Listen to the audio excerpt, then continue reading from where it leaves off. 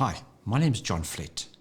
I'm a specialist pediatrician who assists parents, children and teachers with their kids that think and learn a little differently. And today I'm going to talk about such an important part that I feel really passionate about, is children that tend to worry too much. Do they have anxiety? Do they have difficulties with emotional regulation? And I'm going to ask you as a parent to think about your own schooling. Did you struggle yourself with anxiety? Did you kind of have difficulty changing from situation to situation? Did you struggle? Maybe did your husband or wife or someone else in the family? Because these things are highly genetic. And when we have our children with problems, you've also got to reflect on the fact that you might have had difficulties. And that'll give you an insight. But a lot of parents, unfortunately, are living in denial, unfortunately. So this plays out often, sometimes at home, and then of course at school. If a child worries a little bit, are they a worrywart? What is the difference between worrying and worrying too much? When you worry too much, do they pass that threshold? And then is it called anxiety? So those are the things I'd like to talk to you about and help you separate out what is normal worry from anxiety, and how do you as a family work together to manage and treat this problem. Take a typical example of a child who is shy, a little bit anxious, had difficulty separating going to school from their mother at preschool, and this got a bit worse when they started first grade. And every time their parent or the parent leaves the home, they're worried that they're going to have an accident. They're going to undergo some sort of tragedy. They worry constantly about what's going to happen. In South Africa, obviously, we're exposed to lots of anxiety, security issues, looters. But it goes beyond what you would expect a normal child to be worrying about. As the child kind of enters school, the schoolmates find him a bit odd, a bit distant, and they have difficulty making friends, either at school or in the local neighborhood or complex that you're living in. And then over the years, the teacher expresses some concern that this child's behavior leaves them unable to engage in class. They're silent, they don't want to engage. They're worried that they're going to be called upon to talk or kind of engage and maybe answer a question in class. So this might be an issue that comes up in the classroom. And then later on, you've got to look out for signs that your child becomes a little bit obsessive. They want everything kind of in order. They kind of get very upset when things are out of order. They become a bit OCD. And then, as a parent, you hope they're going to outgrow it. Parents say, just leave it. Or the grandparents say, just leave it. They'll outgrow it. But this fearfulness and these obsessional rituals only get worse. Finally, I often see parents that come into my rooms and ask about these issues. And then we've got to delve deeper. And we've got to look to see how is this impacting the family, their friends, school, their schoolwork. It becomes dysfunctional. So anxiety is something that is common in children. I'd like to tell you that it's a lot more common than you'd think. And, when anxiety starts to interfere with academic achievement, making friends, just daily activities, it becomes a disorder. About 15% of children in the general population have anxiety, but 25% of children with ADHD have anxiety. And this is over the time during childhood, not even over a lifetime.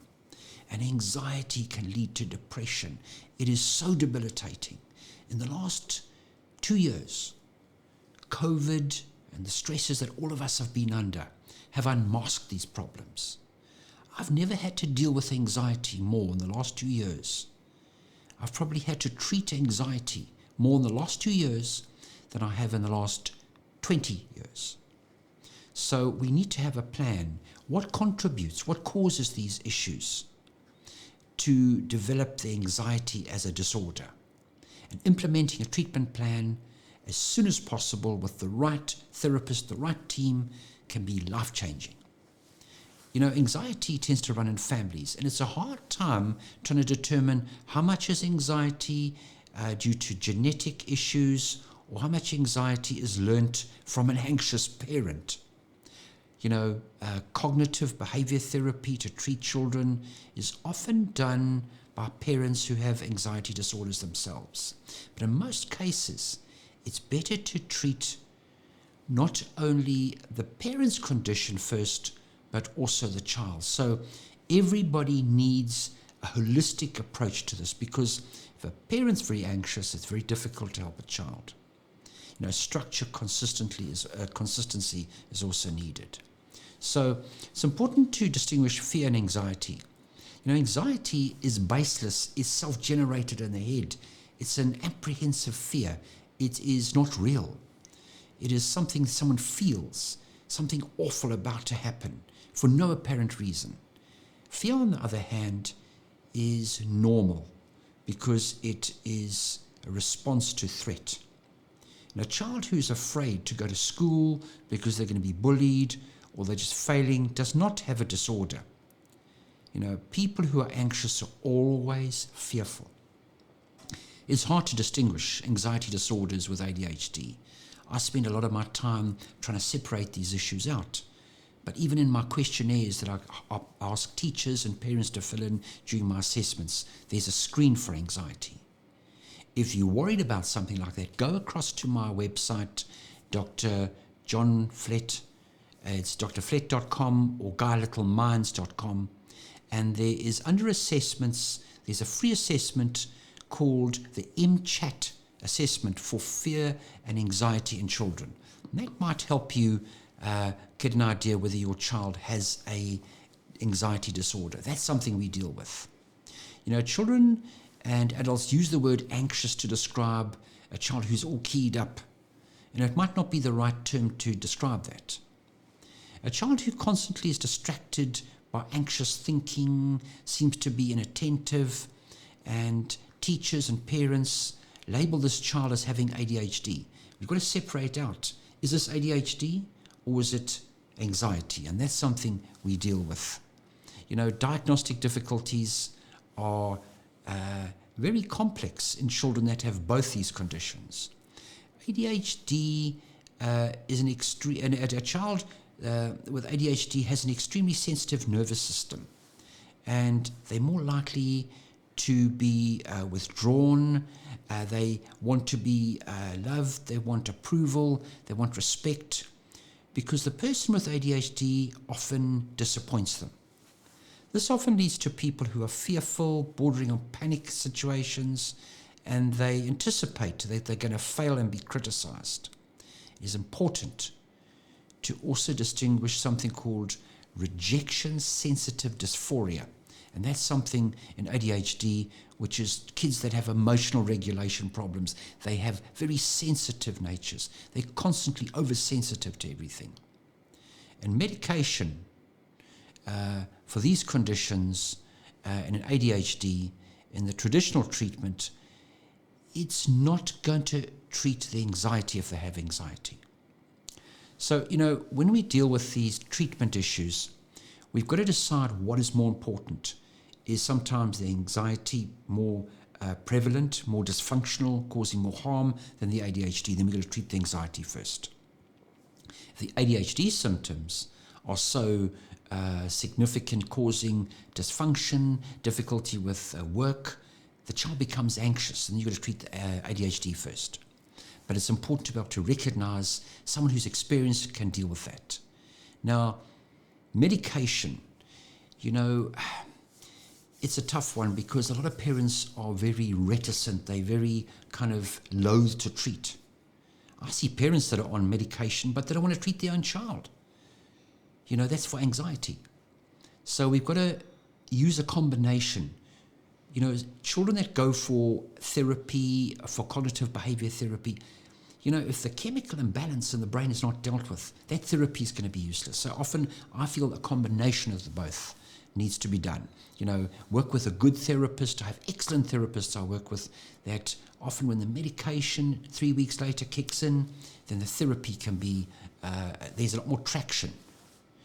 So the other thing is that, often when you see that medicine kick in and you're dealing with all these things, then often you see that generalized anxiety and that obsessive compulsive features often disappear.